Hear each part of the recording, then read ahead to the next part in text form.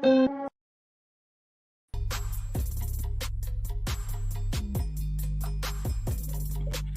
evening, everybody.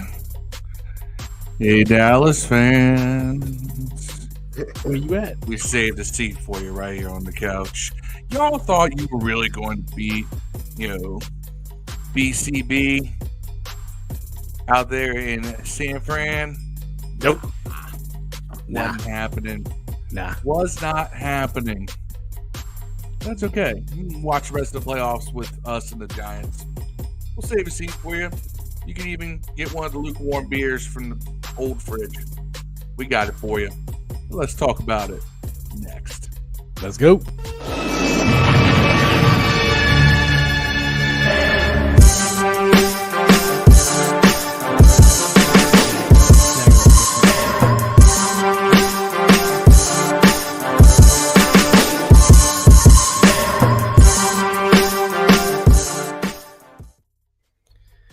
Good evening, ladies and gentlemen, boys and girls around the world. It is January 26th. It's Thursday. We are in the NFL Conference Championships. Wow. We are. It's crazy. Crazy. And look who joined us. Terrence Perry, Mean Green, our boy, fellow Eagles, not fellow again. He is an Eagles fan, but our friend of the show, says go Birds. NFC Championship. It's going to be a good one. We're going to talk about the Niners Eagles game here in just a second, and the game, well, in a little bit, and the games that actually happened over the week. But you guys got your work cut out for you. It's going to be a great game. I mean, both games are just going to be fantastic. It's going to be just, I don't know. I'm so excited to watch football this week. The playoffs in general has just been amazing. Super wild card 2 weeks ago, and then last week, and then it's been fantastic. So this is what it's all about. This is why we do this, because football is fun. But that was Phil on the intro. I'm your boy Steve. We got Dev in the building for tonight for the show. So, fellas, what's going on? What's the good word? It's weird because despite the fact that we're not in the playoffs, our name just seems to pop up randomly out of people's mouths. Hell, Colin Cowherd was talking about how we're the team to watch moving forward that's best set for a run moving forward instead of just, not this year, but, 2023 and beyond. Can't get enough of us. Yeah. Good enough. Is that what it is? He had said, look, you need a quarterback. You need to shore up the offensive line. He says, but he talks about all the talent that we have. The fact that we don't have any big contracts, that we just have to unload because Carson Wentz can be, done at any time. And other than that, we don't have any big old fat, useless contracts. So, he made some good points. It was interesting to hear him talk positively about the franchise. Yeah. I mean, it's rare. We'll take it, right? Any good news is good news. That's right. Especially with us, man. We usually don't get respected on the national level whatsoever. And then Terrence, Jimmy G to Washington. Okay. Don't you put that curse on me, Ricky Bobby. I'm good on Jimmy G. But starting off, let's just talk compensatory picks. The compensatory pick estimate is out, believe it or not. At least estimate from a certain NFL analyst that I'm going to project up here very quickly. So right now they're projecting, this is from Nick Corte, his final projection of the 2023 compensatory picks. And, there's no exact math to the compensatory picks. These are all estimates based on what these analysts think, because there's actually no exact mathematical rules how this works, because it's very subjective. So this is the best estimate. It's not 100% exact, but what they did was, the way compensatory picks work, you get compensated for the departure of key free agents that leave your team, that get re-signed elsewhere. So for Washington, that includes the Sheriff, Brandon Sheriff. He's expected to land us a third-round pick. That's not bad, right? And then Tim Settle leaving, clearly lesser value to the team, is expected to give us a 6th-round pick. So no complaints, fellas. What do you think about this? I mean, look, I'll take the draft picks we can get. I mean, that third compensatory pick almost makes up for the one we have to give up this year for Indy. Yeah, it definitely made up for that. You know, it is what it is. I mean, we've done a pretty good job about turning mid-round picks into players we can use. So I'd like to see that continue. And an extra 3rd-round pick or one replacing the one we had, hey, I'll take it. I think we could probably turn that into something. I won't turn it down. What about you, Dev? What do you think about the compensatory picks? I love them. The more the merrier. Pick all linemen with those, by the way. All linemen? Right. Or quarterbacks. Either give us like 7 quarterbacks or 7 linemen. Yeah. Just not 2nd-rounders, right? Yeah, trade all those for 6th-round picks. Who was our 2nd-round pick last year? Was it Mathis? It was. Yeah, it was Mathis. Yeah. I mean, he looked good though, man, but he's hurt. So until he got hurt. Yeah, like you just until you play, man, you ain't good. Story of our life. Yeah, story of our lives. 2nd-round picks ain't shit. Let's take a look at the division though for compensatory picks. So just moving on down the line, no one in the division is getting a 3rd beside us. Dallas is going to get a 5th-round pick for Randy Gregory. Dallas is going to get a 5th-round pick for Connor Williams. Dallas is going to get a 6th-round pick for the loss of Cedric Wilson Jr. The Giants are going to get a 6th-round pick for the loss of Lorenzo Carter. The Giants are going to get a 7th-round pick for the loss of Kalon Crossan. And that's it. Eagles don't get a pick, but that means they didn't lose any key free agents, which also means, if I'm not mistaken, they got a ton of free agents coming up at the end of this year. I mean, I think there's like 20, I think I counted 21 free agents coming up in Philadelphia at the end of this season. I don't know what they're going to do. And I think I counted 11 of those are contributors and 9 of those are starters. So Philly, while they're having a great year, is going to have a lot of stuff to think about in the offseason. Marcus Edelin, what's up, bro? Thank you for joining us. Marcus is the admin of Sports View 2 on Facebook. Go check out his channel. Tara says there's 12, so there's 12 starters. Or I thought it was 20 unrestricted free agents on Philadelphia. 12 main free agents, what he's saying. Okay, so there's 12 contributors on that team. They're going to be UFAs, and they're going to have to figure it out. Our boy George just rebranded his show, Command the Mic with George Carmi. Hey, he's going live at 9:30. So after you tune into this show, make sure you go hop over to his. We got a roundtable with a couple fellas. I think Deuce from Red Zone. The lab's going to be active. I forget who else is going to be there, but it's going to be a nice little roundtable. So after this, go shoot on over to George's channel. 3-round rap battle. Command the mic. Get out. Command the mic versus. Yeah. And yeah, George, we're happy to get a 3rd-round pick for Sheriff. It's something, right? I mean, although the whole franchise thing, it'd have been nice to move him and get something different, like the Trent Williams and the Kirk Cousins things. But at the end of the day, you get what you get. You don't get upset. That's what I tell my kids. You get what you get and you don't get upset.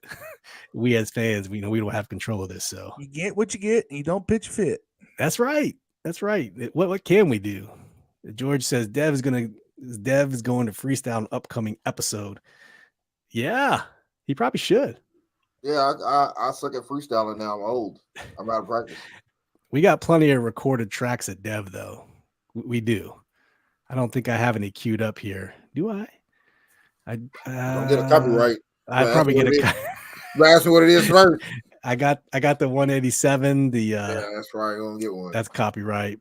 I made the beat, but I guess keep your head up. You did. But, that's not a copyright to keep your head up, isn't it? But that's I don't want to play that. That's like dying shit.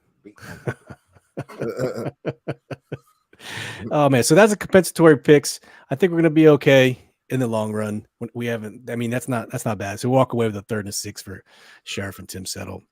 Marcus says Philly and Cowboys are up over the cap. Giants have a lot of signing. Washington is in great shape so far as salary cap. Yeah, we cut Carson Wentz loose. That's an extra $26 million going into 2023. And who knows what we'll do? Who knows? We might even sign Aaron Rodgers. You know what I'm saying? Right. I think we're like got about 60 or 70 million or some crazy astronomical number we get going win. Sounds like it's enough for Lamar Jackson. Maybe not get a resign Chase Roulier. Well, I mean, I say we probably have a lot of, and I think it went up like 25 million or some shit. Perhaps they're thinking. Yeah. So that sounds like that's enough money to sign Lamar Jackson. Definitely enough money to sign Payne. And probably Curl, honestly, if we don't sign a marquee But does guy. Curl need? We're going to waste it on Carr or somebody, though. You know that, right? Like, we're going to 100% get Garoppolo or fucking Daniel Jones.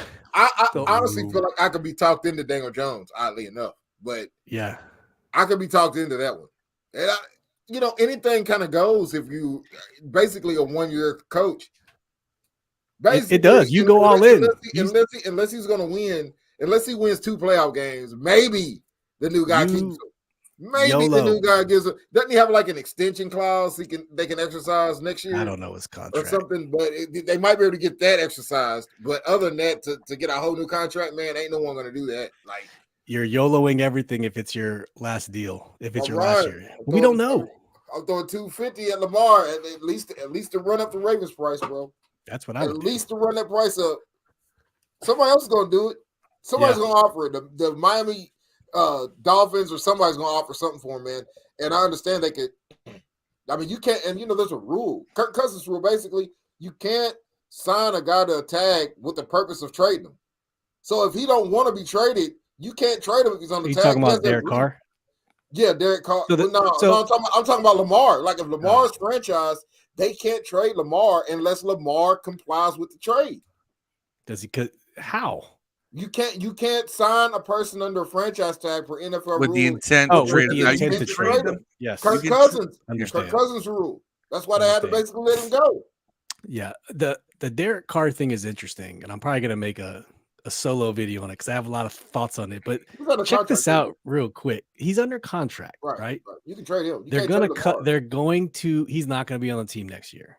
Okay, Josh McDaniels is gonna find a new quarterback, but with Derek Carr, he's owed a guaranteed roster bonus February 15th. That's point 1. Point 2, he can't be traded or talked to till after the new league year, which starts on March 15th, 4 p.m. So whatever they're doing, they're probably breaking all the rules, keeping it on the hush-hush. Yeah. He's not going to get his bonus. And Derek Carr gets to choose where he goes because he has a no trade clause. So that situation, I don't care where it goes, is just fascinating. Of how many rules are going to be broken. Sounds like Washington. Like I'm telling you, man. It has Snyder. It definitely has Bruce Allen smell all over it. He's not here though. That's the only reason I don't think it'll happen because Bruce Allen isn't here. But that sounds very Bruce Allen-y to me. Like. Yeah. It sounds like maybe, and you can't get mad because Carr, it will be the best quarter we've had here since Cousins. That's a debatable argument if you compare those two. It's debatable, honestly. You obviously go with Carr because he's younger though. But I still say, man, like I'd be mad about that, but you wouldn't have a bum at quarterback anymore. You wouldn't be a bum. But I will. I don't harp on the quarterback too much, but if we do that, then we're in the same position that we have been in with Taylor Heineke. Because the first time Derek Carr throws an interception, people were screaming for Sam Howell. I think he's better. I think he's good enough. I think he's good enough where you wouldn't do that. Now, he couldn't string 2 or 3 together. But if he had one, they ain't gonna call for him just yet. 2 or 3 in a row, yeah. Terrence says our cap, talking about the Eagles. He's an Eagles fan for those who just joined. Maybe a bit bad, but don't count out Howie Roseman. He'll make money out of water. I can't say that our guys can make money out of water. Well, we're gonna have Bezos maybe. We already have money and water. We might have. Hey, broke ass Snyder makes more out of Washington than Philadelphia makes out the Eagles. Probably right now. I'm sure he does. The co-GMs, DT, our boy DT. Which franchise is worth more money, man? Washington or Philly? Right now. I think it's Washington. I think it's Washington because of the market. That's what it is. Yeah, I was just saying. So, I mean, don't talk about money, nigga. We got I got to wait 10 minutes to say nigga, sorry. Marcus says, I'd rather start Sam Howell, sign Jacoby Brissett, build the roster, O-line, DB, and extend key players. So that's my preferred plan. Mine too. Phil and I have kind of a I don't want chub Jacoby for, Brissett, but I'm with all the Jacoby rest of Brissett that. there. Yeah. I'm with all of that. I number one, I want Jackson. Other than that, I'm with Sam Howell, bro. I don't want Jacoby Brissett though. I don't want him around at all. As a backup, I wouldn't mind it. I don't. Boy, Deuce, Red Zone of the Lab has joined us, says Brutality. And don't forget, after this show around at 9:30, go tune over to George's show. Command the mic. Deuce is going to be on that show at 9:30. Go check it out. He also says, where is that dude that was talking big trash last week from the Eagles? He's in here. I don't know if that was on our show. I don't think. Yeah, he's in here. Terrence was talking. He's not that much. No, it's the other dude. I can't think of his name. No. There was another guy who joined. Yes, it wasn't Mean Green. He wasn't on the show last week. Yeah, I forget his name, man. But yeah, he was a big smack talker. He was. You know what? I appreciate he was 49ers, here. But you know what? That 49ers dude ain't come back. No. I don't even know why they signed into the show, but we're talking about that game coming up, right? Yeah, we're gonna talk about it. Real quick ownership news. There were some articles that came out this week about Jeff Bezos and potentially a condition of sale for him to pick up the Commanders would be to sell the Washington Post. And so that kind of spread like wildfire. And then an announcement came out, said the Post is not for sale. So who knows what to believe? I mean, it's just funny because Phil said this last week, he did not make the initial bids, nor does he have to. And I think the other owners might be a little scared that a dude, these owners are scrambling to try to come up with, $6 billion and he can just, crap that out. He's got and then $6 million comes out, and he's got the Commanders. So that could scare the owners too, but I don't know. I just thought it was interesting and wanted to at least put it out there for a hot second. But the Pro Football Writers Association of America has given our boys Deron Payne and Jeremy Reeves an award. Like, I don't think anyone saw that coming. Jeremy Reeves is a free agent because I'm kind of scared we're going to lose him now. Like, all these accolades and awards he's getting. I mean, come on. Like, what do you ask for? You still want special team money? Yeah. Like, you still want. He'll get like big time special team money, which is going to be like $200,000. Yeah. Top backup defensive back money. Here's the 2022 Pro Football Writers Association of America All NFC team. That could be NFC East team. Quarterback Jalen Hurts, running back Saquon, Christian McCaffrey, receivers AJ Brown, Justin Jefferson, tight end George Kittle, center Jason Kelce from the Eagles, guard Chris Lindstrom from the Falcons, Zach Martin from the Cowboys, tackle Lane Johnson from the Eagles, Trent Williams from the 49ers. Damn you, Bruce. Defense Nick Bosa, Brian Burns. Tackles are Dexter Lawrence from the Giants, Javon Hargrave from the Eagles, Deron Payne tied with Javon Hargrave from the Eagles.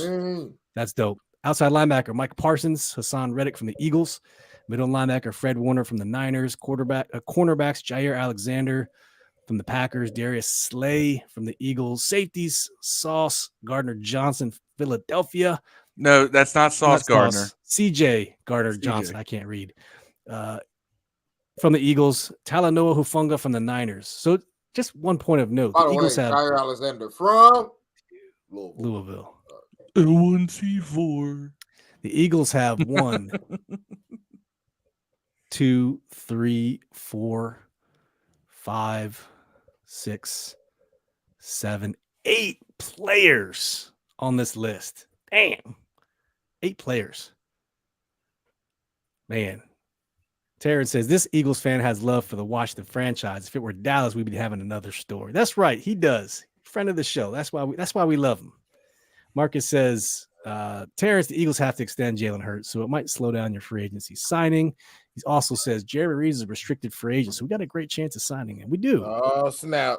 We do. So basically, I think we get right of first refusal. Wow, somebody got offered about $5 or $6 million to start. Yeah, and we have to match it or can't whatever. Do it, man. Can't do it. We can't turn this into McKissick, man.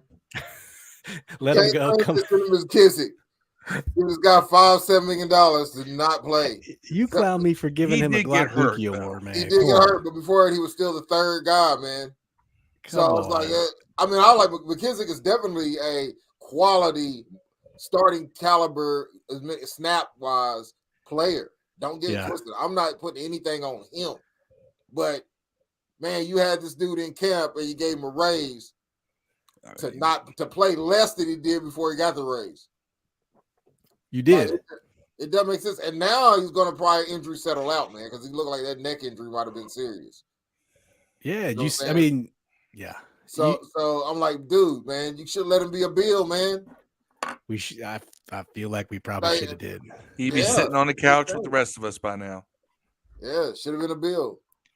He'd had a better year anyways. He'd had a more productive year at the Bills. How much money would we really able to save though? Probably about $4 or $5 million. We could have got another player. You know what I'm saying? Could have got a starting guard.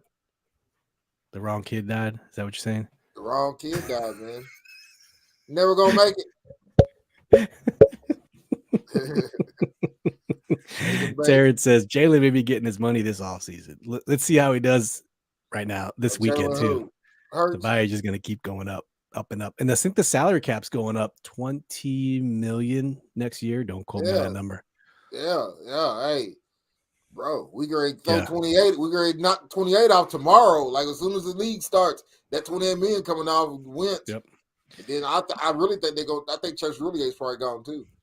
Dude says the guy from the Patriots makes around $3 million. Matthew Slater does nothing but specials. I mean, that's what Lorenzo Alexander was us for years. I mean, he was a captain. He was a leader. How much we paying McCain? $2 million. He's a $2 million. He got signed like $5 in this past season. That's why I hated that deal. I don't pay him more than McCain. McCain is going to be his measuring. McCain gets paid more than him. He plays more snaps. Man, you're somewhere between McCain and Bostic. That's what you get paid.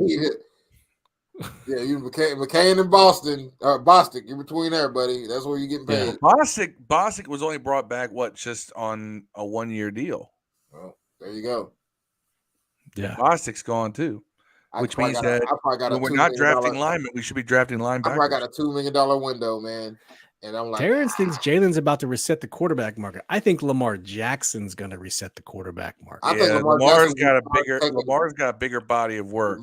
Lamar, if I was Lamar, I'd take a tag.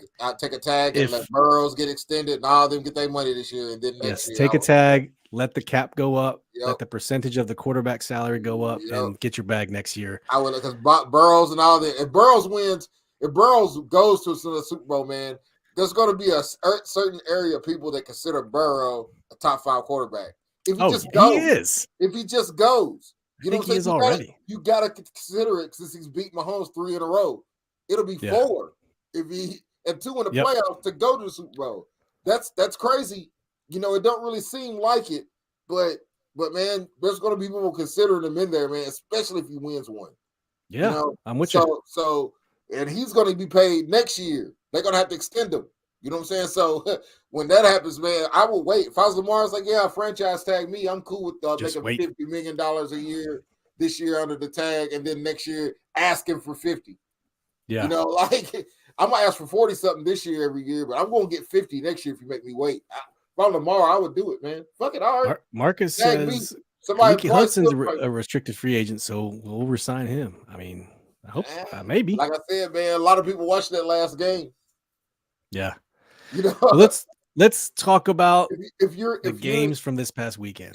If you're what's his face though, if you're our all pro guy there, if you're him, right, and you get asked, hey man, you go back to Washington for whatever the restricted thing is, or you want to go to Texas and start, what would you do? What are you talking about? What's his face? Jeremy Reeves. Yeah, Jeremy Reeves. If you're Jeremy Reeves and they say, hey, man, you can go back to Washington for $3 or $4 million, or you can come here for the same amount of money and start. It doesn't matter. If he's restricted, we control his rights. Right, but how much are you willing to go up for him? Yeah, that's the question. If let's just say easy beer math, it's $4 million. Let's say the Cowboys offer him $4 million, and we like, all right, we'll pay him $4 million. He's ours. Or we'd be like, nah, we're good. Go ahead, you can walk. Like we control where either he's on this team or not. That's what the RFA lets us do. The unrestricted, that's free game. He can go wherever he wants. So I don't know. I'd have to look at what he's making now versus, or pull up that thing. Remember the thing, Phil, you pulled up for Heineke's market value. I don't know how updated that is for like someone like Jeremy Reeves, but Pro Bowl. He make All Pro? Pro Football Writers Association of America. And you know what's funny? It could be my ignorance, and I'm first to admit it, that I would have never thought he was that good as a teamer. Dude, I didn't even realize he was even playing until I seen he won the award. I'm like, wait a minute. Exactly. Like last couple seasons, it's safe to say that Cam Sims was one of the best gunners. If anyone, I thought it would be him. I thought it would be him. Yeah, Reeves was not jumping out like that to me. I heard Apke's name more on special teams. They don't have a spot track number for Reeves. Okay. Yeah, probably just for the that's skill what players. I said. I felt like I heard Apke's name more on special teams than his, man. Like, yeah, I didn't see it coming, man.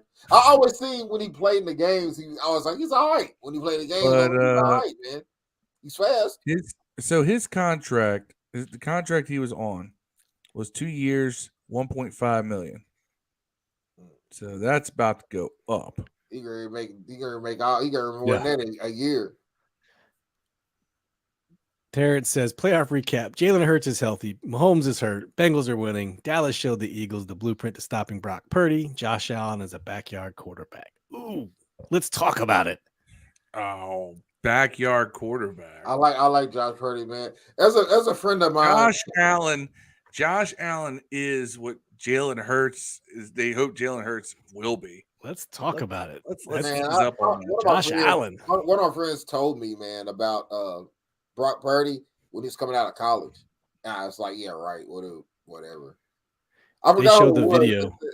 They showed the video of him getting his call from John Lynch and then Kyle Shanahan. Hey, you're Mr. Irrelevant, but you're important to us. We think you're going to fit well in this system. And he was like, I'm ready to go. It doesn't faze me. Let's go. It just goes to show you that the talent evaluators on the scouts, and I think, who was it?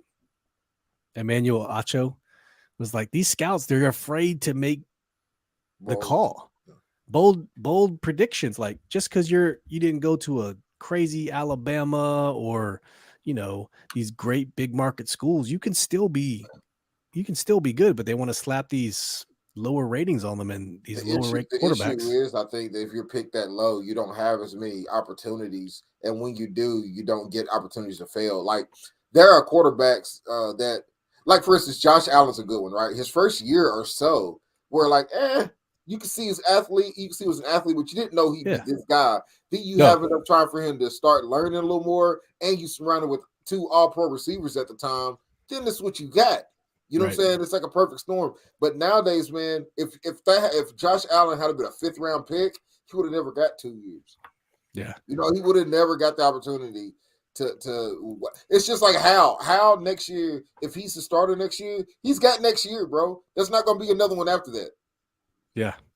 Let's talk about the Saturday games first. So it was the Jaguars and the Chiefs. I was on my way to see Phil for his birthday Saturday, and this game was on. I was listening to it on the radio, trying to watch some of it on my phone. We had a good time.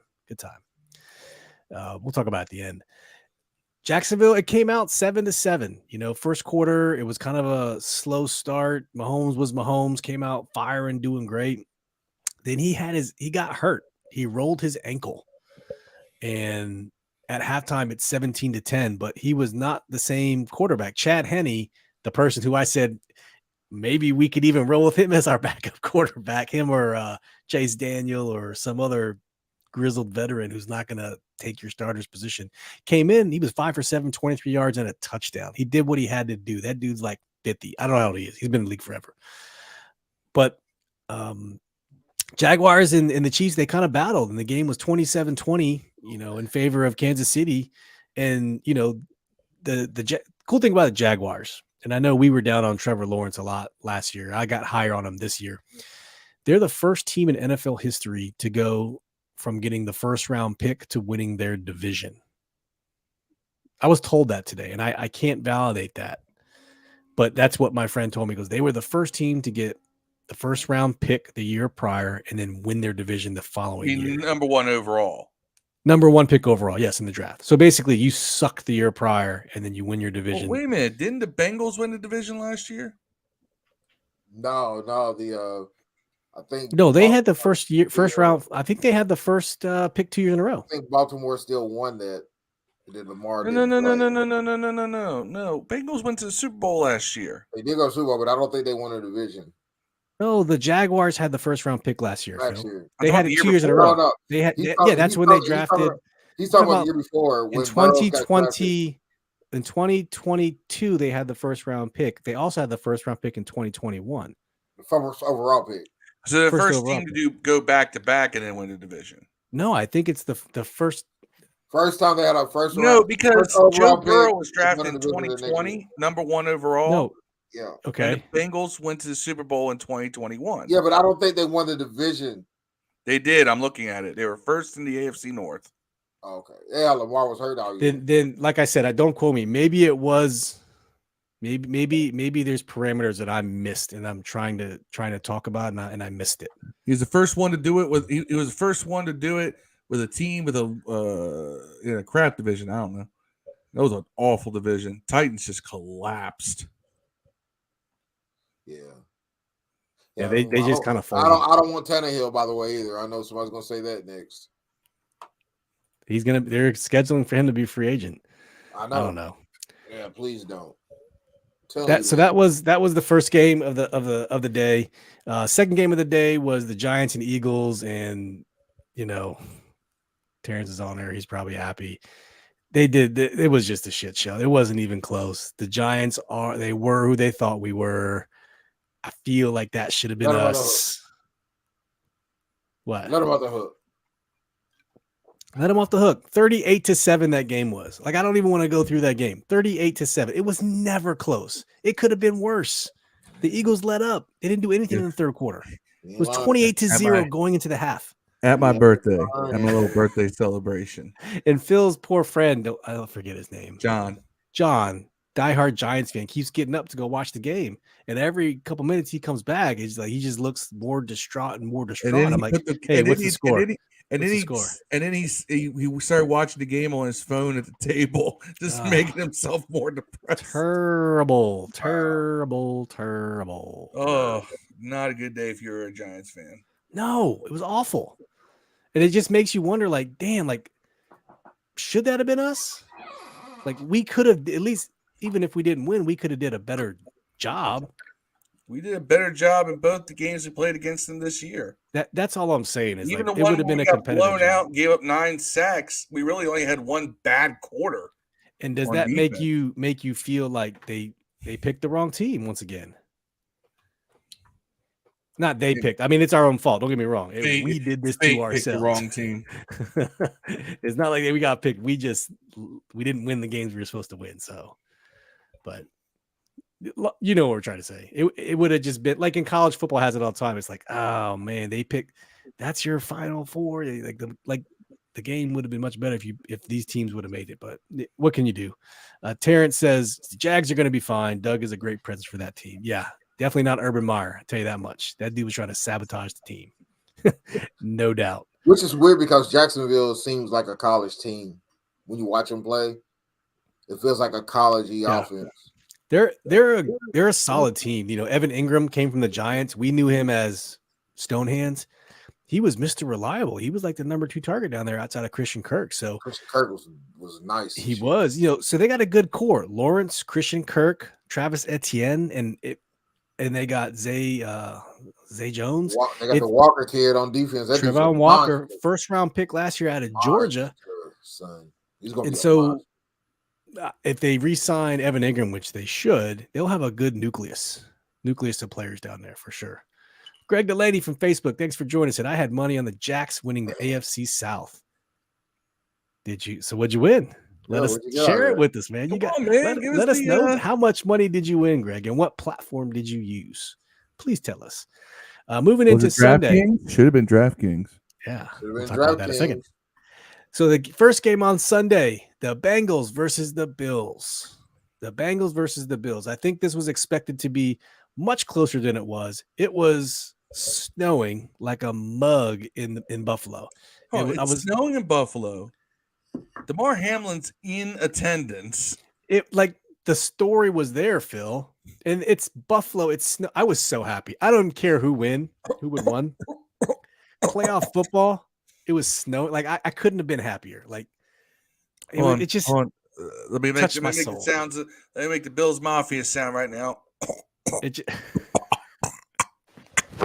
Emotional damage. Yeah, they're hurting right now. What happened? People expected them to go. I further. said y'all were going to the Super Bowl. The game started 14-0 in the first quarter with the Bengals going up, and it never really got close. Everything. I will say the Bengals played a flawless game. Jamar Chase reminded you that he is as good as people thought he was last year. It's weird because Jamar Chase was like he had a very low key year. Like people did not talk about him this season like they did last year. Not 100% sure why, but damn, I mean, he decided nope. I gotta remind these people that I'm as good as Justin Jefferson. Yeah. At least that's the impression I got. Was that he decided time to show up and show out on the biggest stage he could. You know, it's not like he had a bad season either. No. I mean, you know, it's funny when we did our top 5 NFL wide receivers, none of us had Jamar Chase in the top 5. I took him out only because he was a rookie previous year. You know, I'm one of those people that's like, give me a body of work. Like, let me tell you something. We do this top 5 again this coming off season. He's in my top 5. Just to rehash that, Phil, you had Tyreek Hill as your number 1, Devontae Adams as 2, Cooper Kupp as 3, Justin Jefferson at 4, and Diggs at 5. I had Jefferson at 1, Kupp at 2, Devontae Adams at 3, Tyreek Hill at 4, and DeAndre Hopkins at 5. Dev had DeAndre Hopkins at 1, Devontae Adams at 2, Tyreek Hill at 3, Cooper Kupp at 4, and Stephon Diggs at 5. By the way, anyone else watch the Bengals play this year and missed Samaje Perine? Yes, it reminded me of I used to say he's a bowling ball. You know, bowling ball just runs straight forward. Swords. 5 receptions, 31 yards, 7 carries, 33 yards. That's great for a backup running back. What he does. I mean, look at his stat line from this past season: 95 carries, 394 yards. No slouch. 4.1 yards per carry. He averaged more yards per carry than Mixon. And he had 38 receptions. Oh, Greg Delaney said just a friendly bet with a coworker. Okay, that's fair. Marcus says best day. I hope they bought you a good 5 for 5. Over lunch. Marcus said best day ever. I have annoying friends who are Bills and Cowboys fans. Made me great joy of seeing them lose. Josh Allen struggled, and at the end of the game, if you remember, him and Stephon Diggs were exchanging words. Stephon Diggs left the stadium, and they had to bring him back in for the coach's comments, McDermott's comments, and he just left. They did not run the ball. 19 carries, 64 yards. Josh Allen was the leading rusher. That's their problem. You get down early 14-0, you become one. You got to keep running. And I mean, it just showed you and Dawson Knox was the leading receiver. So once they isolated Diggs, they had no one else. It was just crazy. I don't know if the snow did it, but the Bengals played a flawless game, in my opinion. No mistakes. They ran the shit out of the ball. 34 carries, 172 yards rushing for 1 touchdown. Like, talk about clock management. And Burrow was 23 for 36, 242, 2 touchdowns, no interceptions, 1 sack for 2 yards. Used the passing game, got up early, and then just commanded the clock the rest of the way. I mean, what's up, Ryan? Ryan Elias on YouTube. Didn't he have 0 fumbles in his college career and then came here and couldn't hold on to the rock? That was a bit of an overblown thing. They tried to say that he fumbled all the time, but when you go back and look, he really did not. He only had like 2 lost fumbles. And that's when Jay Gruden had his doghouse. You know, if you got in his doghouse, you really never got out. And that was just a Jay Gruden thing. But yeah, it was a stupid thing too. Like, he would start Samaje and just never give him the ball. Yeah. Greg says Cam Newton equals Josh Allen. And Deuce said, just realized I didn't get an invite to the birthday party, Phil. Deal. Bro, I can only have so many people sit at that damn table. I Yeah. know. We'll talk 12 about it at people. the end. But He man, didn't invite me either. I did invite you, but I knew you weren't going to drive. Yeah. Dev, it's going to be like 10 hours for you to get to my place. Right. And then finally, we had the Cowboys losing to the Niners, 19-12. It didn't go so well for the Cowboys, and it was just such a fun game to watch. I enjoyed Dak. See Dak struggled, 23 for 37, 206, 1-2. Brock Purdy didn't do anything either. He was flustered. They flustered him quite a bit, and he finally looked like a backup quarterback. He still won the game though. It wasn't a pretty game for either team. 113 yards rushing for San Fran, 76 for Dallas. But, a lot of funny parts. Dak made a lot of mistakes. The team made a lot of mistakes. CeeDee Lamb went off, 10 receptions, 117 yards. But the last couple of plays were hilarious. The Niners could have won it a lot sooner. Elijah Mitchell broke out for a 13-yard run, but instead of running out of bounds, instead of falling down in the middle of the field with under 2 minutes, he ran out of bounds, stopped the clock. So he gave them 4 timeouts essentially. And then the last play of the game was funny because they lined Ezekiel Elliott under the center and he just got blown up. And then they do some play for, 10 yards down the field when he needed to go like 80. So it was a good way to end the game. Cowboys lost. That's so 3 of the 4 of the NFC teams are on the couch with us. It was fun. Tony Shivers from Facebook, thank you for joining us. Dallas social media even threw Dak under the bus. They did. That was wrong. They tweeted some nasty stuff about it, and I was like, that's got to be a mistake, right? I'm wondering Dak Prescott when he was a free agent that year. Yeah. Crazy. Well, yeah. Before we preview next week's games, let's give you an opportunity to figure out how you win some money coming up this week. Check it out. What's up, Command This fam? 4 NFL teams, 2 conference championship games, and only a few more shots to win big on the playoffs with DraftKings Sportsbook, an official sports betting partner of the NFL. Counting down to Super Bowl 57, new customers can bet just $5 and get $200 in free bets instantly. Not a new customer? You can feel the conference championship thrills with stepped-up same-game parlays. Take your shot at an even bigger payout and boost your winnings with each leg you add up to 100%. Hey, personally, I'm watching closely the Chiefs and the Bengals. I'm going to take the Bengals at +1 in Kansas City. So download the DraftKings Sportsbook app and use code TPPN. New customers can bet $5 on the conference championships and get $200 in free bets instantly. Only at DraftKings Sportsbook with code TPPN. That's Tango, Papa, November. Minimum age and eligibility restrictions apply. See show notes for details. Yes, that's it. That's the code TPPN.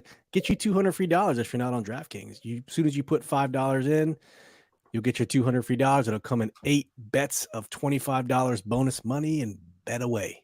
Have at it. Tell them we sent you. Gamble responsibly. Gamble responsibly. Notes will be down in the show. Hey, Niners and Eagles this Saturday. It's going to be a great game at 3:00. Bengals and Chiefs, to me, is going to be the game to watch. They're both going to be great games. What am I saying? But I really think the Bengals have a chance to beat the Chiefs.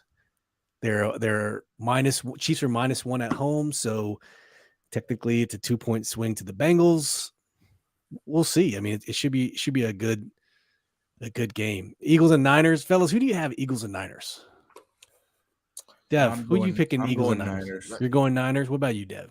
I'm going Eagles. I'm going Eagles too. I think they're finally going to bring the Niners down. I think it's going to be very similar to the Niners Cowboys game where the score is really low. But I just think the Eagles, I think they probably found the blueprint to make Purdy, flustered. So I think the Eagles might win. That's who I'm going to go with. And then for the other game, I'm going Bengals. So I'm going Bengals and Eagles this weekend. Bengals, Eagles, Super Bowl is what I'm predicting. So is it Bengals or Bengals? Bengals.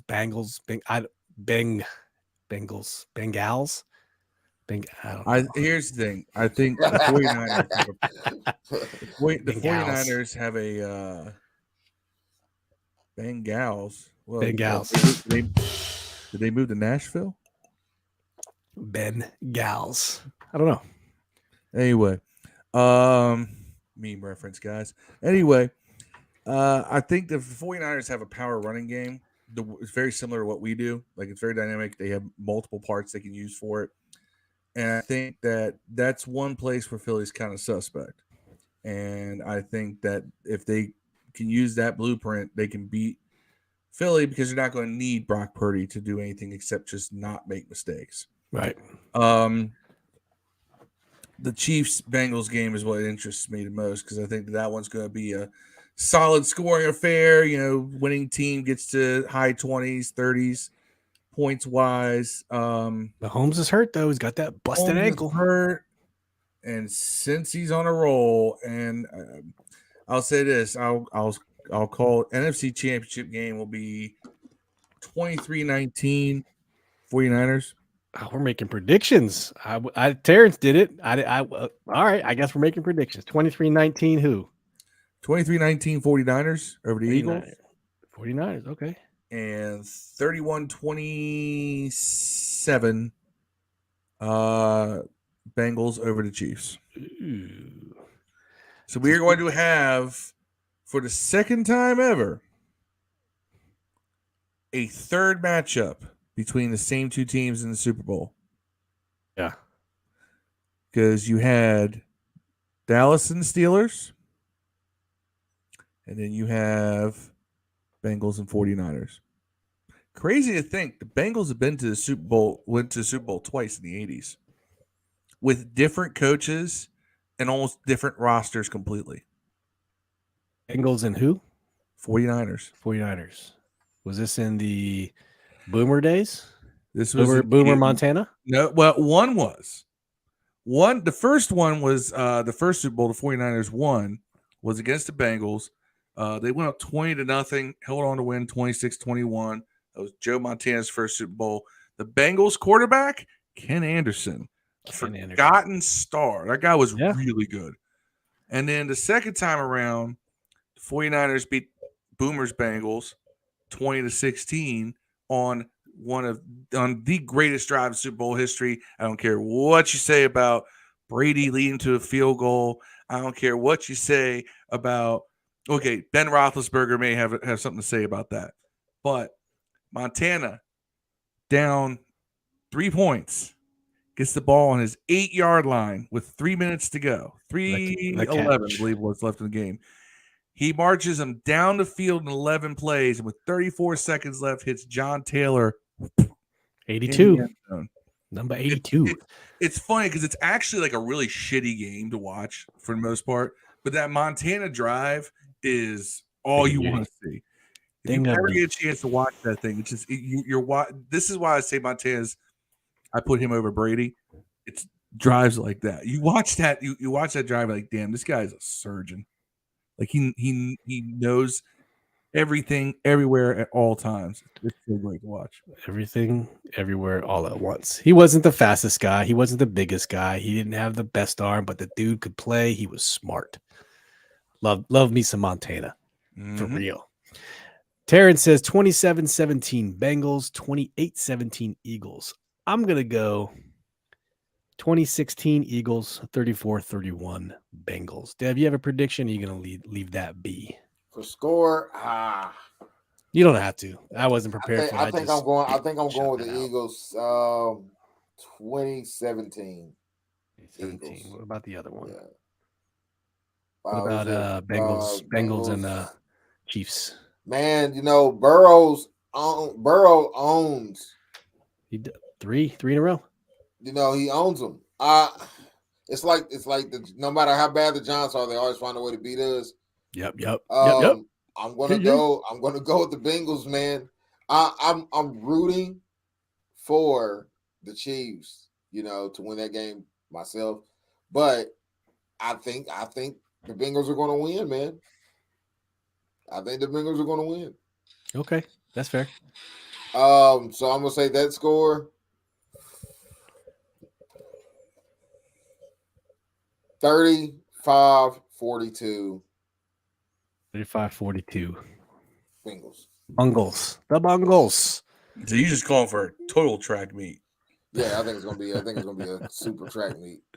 Yeah. Well, let's move on to the minor offensive coordinator news this week. So there's been some minor updates with the offensive coordinator news, but interviews. There's Thomas Brown from the Rams. We're starting to see a lot of running back coaches being interviewed as for the offensive coordinator.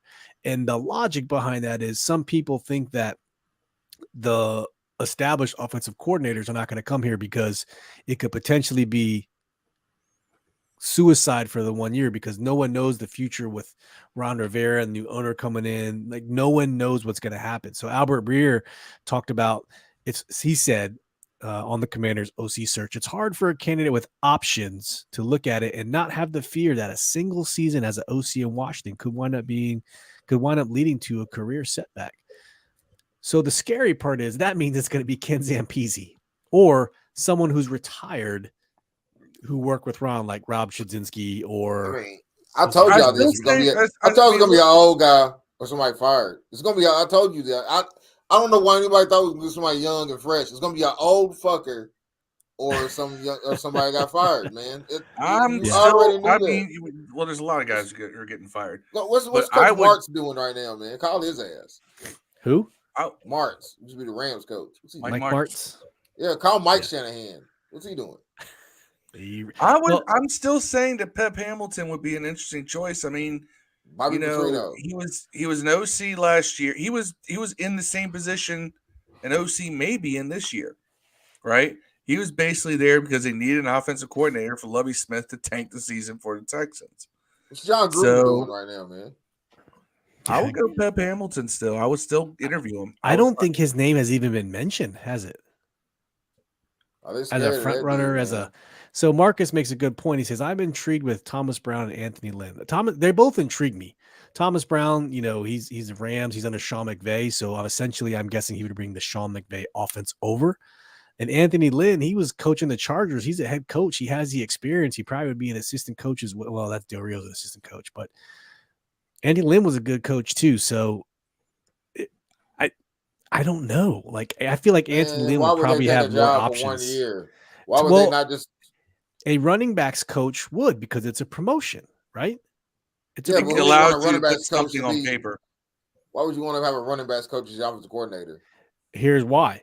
So Ron came out at a press conference this week and said, we are looking to be 2-1, run to pass. That just means that's why he's looking at running backs coaches. Why does he have all these fucking receivers? Yeah, I don't know, Dev. I don't know. But running the ball takes the pressure off. Why does it matter? Why does it matter if Hal has a crazy, amazing arm? Then why not just play Heineke? Because you still need somebody to make the offense more dynamic. You want to control the ball, but be able to stretch the field. Yeah. You say you want to be 2-1, not 100-0. Or in Scott Turner's case, 4-1. I'm just joking. Or 1-4, depending on the quarterback. In the low red zone. Unless the meaningless game is 1-4. Or we just give the ball to Curtis Samuel on a jet sweep. Or we pitch it backwards 3 yards on 4th and inches. Or give them a dive on 4th and inches. Yeah. Just a friendly reminder to those out here. Thank you for tuning in. When you're watching this on Facebook, Twitter, or YouTube, you can always catch this on the replay where all of your audio podcasts can be found. Apple, Google, Spotify, iHeart, Odyssey, soon to be on vinyl. You can spin it on the 1s and 2s if you want. 8 tracks. So if you miss it, you can always check it out on the audio platform. So thank you very much. Marcus also says, one advantage is if OC does a good job and Rivera doesn't do a good job, he might be first in line for a job. That's true, but I don't know if they would hire a rookie OC as the head coach unless you're someone like Anthony get a college guy who's been a head coach before. Go get the OC for Ohio State. Yeah, I don't know. It's intriguing, though. It's fascinating to see how this is all working out, though. It really is. It's not going to work out. He didn't have any clue. Somebody told him to fire somebody. He just fired somebody to be firing him, I think. He could have waited until you found somebody. You should have had somebody in mind when you fired your offensive coordinator. Now no one has a playbook in their hands. For the offseason. It's just especially with Sam Howell. It's just stupid, though. You know what I'm Yeah. saying? I don't. That's not what a first class organization does. They just fire. I mean, well, maybe so. New England did a worse job than that. They just hired a bunch of defensive guys to call plays on offense. So maybe it can get worse. Maybe Jack Del Rio just calls plays on offense too. Oh, dude, come on. Don't say that. Well, let's talk about some front office moves. This is some quick news. So Nikki Javala tweeted, there's been multiple front office moves over the last 2 years. The latest one is Will Misselbrook, the chief creative and digital officer, leaving the organization per source. I imagine he probably works closely with Julie somehow as the, senior VP for content. But here's just the list of the Commanders front office executives who have left over the past 2 years. So I don't know if this is related to Snyder, if this is related to other things, because we get the impression that it is, but I don't know why they're leaving, because the business side seems to be doing pretty good. Jason Wright seems to be doing a pretty good job. The staff, Julie, Joe, all those people are doing a good job. So why are these people jumping ship? Maybe you feel like the new guy might come in and change up a lot of stuff. Clean house. You're not, and so you might have another opportunity somewhere else. One thing I wanted to point out, though, if you notice, all of these people are almost in the corporate partnerships, partnership sales, partnership. So if a new owner's coming in, he's probably going to have his own vision for doing some of that stuff. So I'm guessing they're probably just, like you said, Deb, looking for new opportunities before that actually happened. I don't see a new owner coming in and saying, buy Jason Wright. I don't see it, but you never know. Crazier things have happened. I don't know. What do you think, Phil? Jay-Z gonna buy I think you see, I don't know. I mean, I think because we don't pay attention to other teams' front offices like this, we don't know what their turnover rate is. Yeah, how do we gauge this against the norm? I don't know. It's not something we pay attention to, so it's hard to say. Yeah, because especially in stuff like this, and in today's day and age, it's not like it used to be. Where you get a job, you get with a company, you stay there for 30 years, you retire, and you get your gold watch. Those days are gone. No, people are a lot more fluid and transient in nature, especially when it comes to these management positions and so forth. I mean, hell, if you're not in management, you still do it. I can tell you that as an HR person, the retention rate is such a big term right now because of the fact that it's hard to obtain a good retention rate. Yeah, straight up. So, I mean, it could be a combination of we don't know what's going to happen with the new owner, plus somebody else is offering me more money. I can go work in a different field because I'm tired of working in sports. There's a lot of reasons why. It could have nothing to do with the franchise itself. It could have a lot to do with just the fact these are people with high resumes that can go somewhere, and every time they go somewhere, they can turn around and say, I want more money, and get it. Well, let me ask Terrence if he knows. Do your executives leave? This is 20 people in the last 2 years. Does it happen to the Eagles? We have no one to base this off of. So if you know, let us know. If not, no big deal. But Terrence also says, make sure y'all hit that like button and subscribe. Hit the bell so you get the latest updates and the noties. That's right. Thank you very much, Terrence. Marcus says that's why Dan Snyder's down the team, because the team is losing a lot of sponsorship, and that equals money. So maybe people are telling the VP for corporate partnerships, listen, we don't want to do any business with you right now. We want to see what happens to the new ownership. So we're not going to do anything. And that person probably makes a crap ton of commissions off getting sponsors. And then people are going to say, they're probably, okay, I got to go. I'm not making any money. Right? That makes sense. Yeah. Terrence says, no, most executives leaves that are interns. I didn't know interns would be executives. Most executives leave. Well, yeah, interns just leave. But I don't know. I mean, like I said, in this day and age, there's a lot more fluidity in these situations, so it's hard to say. Yeah. I mean, I'm sure we probably have more turnover because of the fact that we do have an unknown ownership situation. And it's been that way for the past 2 years. There's been that rumor floating, and then that rumor has gotten even heavier. Yep. And now it's official. And they probably knew before anyone else that this is probably coming. Yeah. So it sucks, but I'm not particularly surprised, nor do I care that much, because a lot of these people can be replaced with other people. Mm-hmm. They don't have a loyalty to anything except their paycheck. and their resume. That's true. I don't even And know Terrence what hit half it. those positions are. I don't either. Like I said, it was news. Had that not been reported, we would have never known. Terrence says March is a huge month for Washington. That's right. The new league year, March 15th. We may have a new owner by then. So once the new league year starts, there might be all kind of splashes. I think they're trying to get this in place for the new league year. So March is a huge month for this team. Huge. If there's a new owner, those guys in the front office like Ron, they'll know who it is and what is expected of them. Oh, I'm sure. I mean, even we'll probably know before then. If Bank of America is pretty transparent. I want him to go out on top. I want Daniel Snyder to do some crazy shit on his way out, like not flush just the burn toilet. It down on the way out. Yeah, like some super shit. Last thing I want to share. Team, he leaves a mountainous turd in the executive toilet. Yeah, be like, oh, by the way, leaves him an upper decker in the executive bathroom. Upper decker. Roger Goodell's one of the lizard people, and then walk out. Oh man, gives him an upper decker, clogs the toilet. Oh, you know what an upper decker is? Yeah, pooping in the top part of the toilet. That's from MacGruber. Yeah, if I remember right. What you gotta do? What you do to somebody is even funnier than that. It's like go in the bathroom and then make sure you do it at night, like if you're staying crashing at a friend's house. Fill their toilet bowl up with clear gelatin, right? And then leave. Then when they get out, it's like your toilet is Jello, so they can't flush it. They have to actually dig it out of the toilet. Oh, that's sick.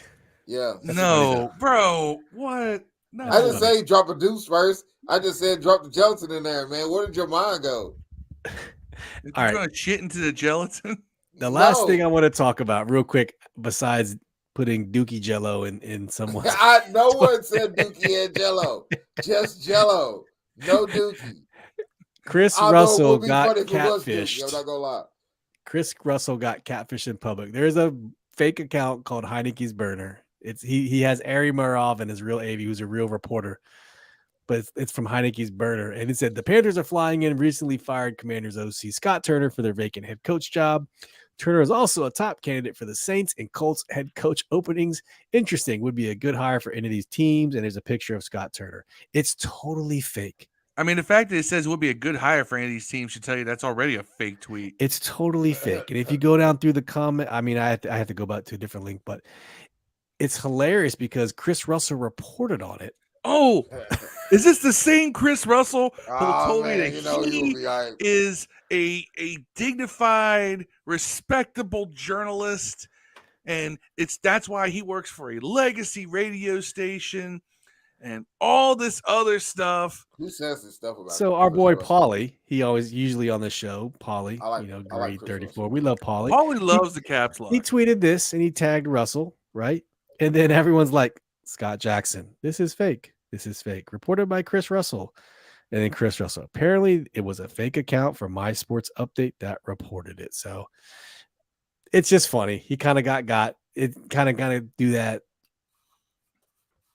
You know that. Apparently, it was a fake account. No, it's not apparent.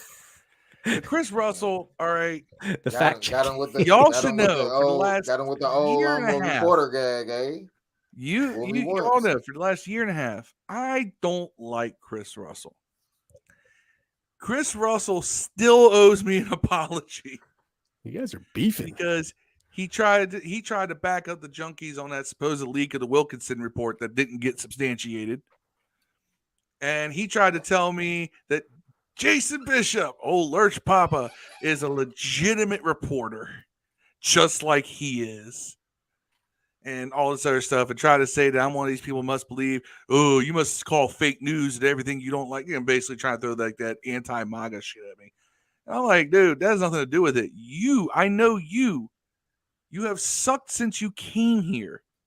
When he got pulled over and tried to pull the you know who I am crap on live air on Chad Dukes versus the World, I laughed because I was like, that's who Chris Russell is. Yeah. He thinks he's important. Tony said Chris Russell fell for that. That's right. And Terrence brings up a point. With new ownership, does the team relocate to Richmond? Nah, I don't think they're relocating to Richmond. No, that's a backwards move. Yeah, I mean, maybe put a stadium out in the suburbs of out in Northern Virginia past Tyson's, but I don't Nah, think they're gonna relocating go to Richmond. DC if they get an owner.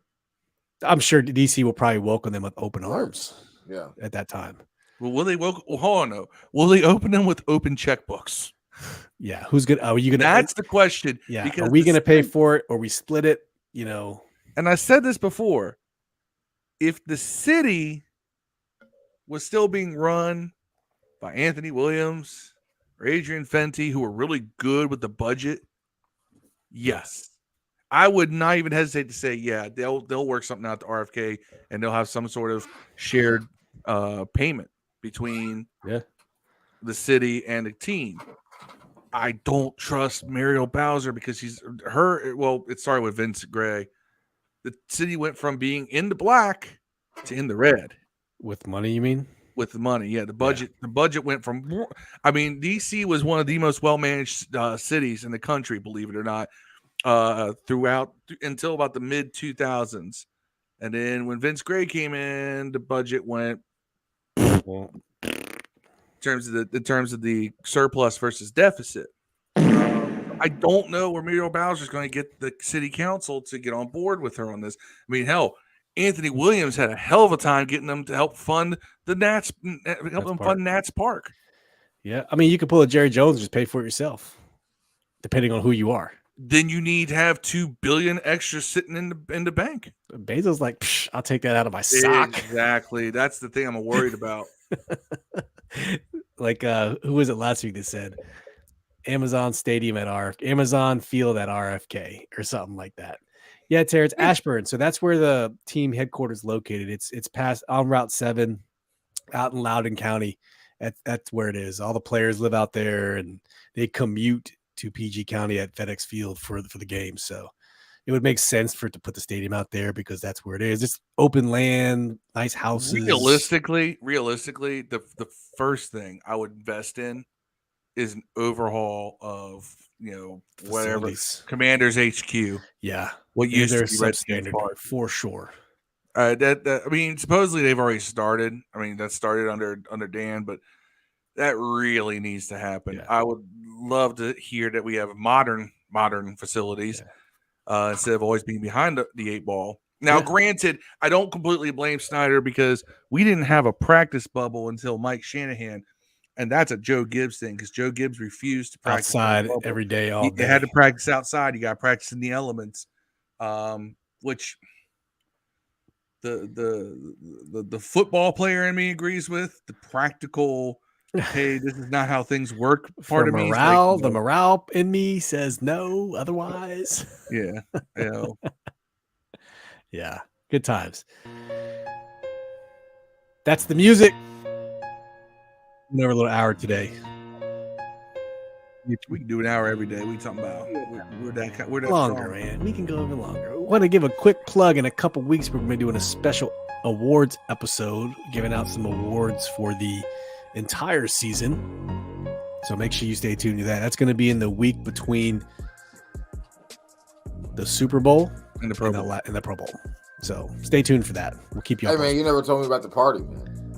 The party was good. My son and I, we drove down Saturday afternoon to Harrisonburg, checked into the hotel, hung out, watched some football, went to the pool that was not heated. It was 55 degrees in that pool, and we went in the DoubleTree pool and froze our asses off, and we showered, came out, met Phil downtown Harrisonburg, right where all the college kids go, all the bars, and a couple of the places were just packed. There was we were going to go to a Philly cheesesteak bar. I was really looking forward to it, but it was packed with Philly fans, Dev, because we didn't think about, oh shit, the Eagles. I figured if we got there an hour and a half before the game started, we should be okay. Yeah, and it was nothing but Philly.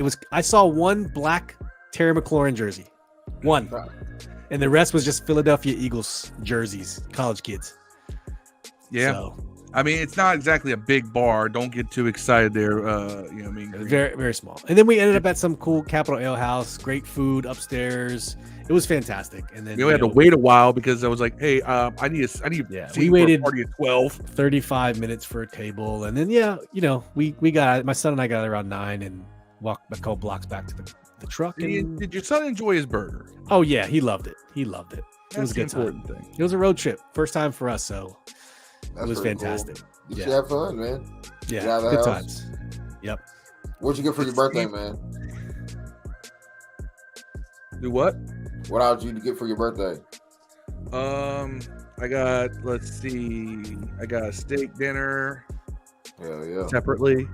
I got a couple things that apparently are coming on the way from Amazon that haven't gotten here yet. And, Yeah, you know, everybody has Prime. It still takes a week. It's like, what's the point in this? If you buy over that $35, you can get that overnight shipping for free. But that's how they get you. You got to buy $35. What else did you get, Phil? What'd you get from Steve? Oh, hold on 1 second. I got it over here. I got him a little something, Dev. It's kind of a funny joke. It's been going on for a couple years. I want to say since we started this podcast, it's been going on. He's going to get it. I gave it to him before we got into the restaurant and started the festivities. I got the pylon. He finally got I got the pylon. That's signed hilarious. Bryce Love pylon Wow. from training camp, Washington football team 2020. We were saving it to give away for people who predicted the scores, and no one has ever predicted a score on this show correctly. I have probably 2 come years. closest. the Pretty most damn consistent. close. I don't know. Shotgun's gotten close a few times. He has. I think I've been 1 point off 3 times.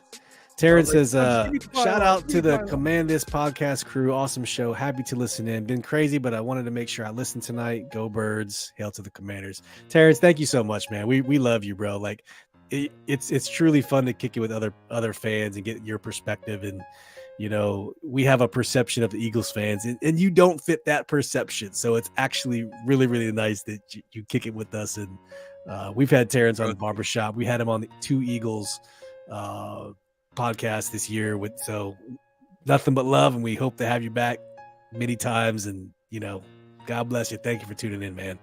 And let's move on to shout outs. Dev, you have any shout outs before we close out? Shout out to Phil for his birthday, man. Thank you. Shout out 4-0. to right. Shout out to the 49ers for busting the Cowboys' ass. Thank you. Pop, pop, pop, pop, pop, pop. Bang, bang, bang. Bang, bang, bang, bang, bang. That was a good one. Shout out to the new E-Ray Corvette that's coming out. E-Ray. Yeah. Yeah, gonna keep me busy. So that's it for me. All right, Phil, any shout outs? Shout out to our former pod co-host Rod. He hit a deer with his car. Oh no. Oh, no. Yeah, apparently it just caused a little dent. You know, his car didn't get smashed all to hell like mine did. I said totaled on Facebook.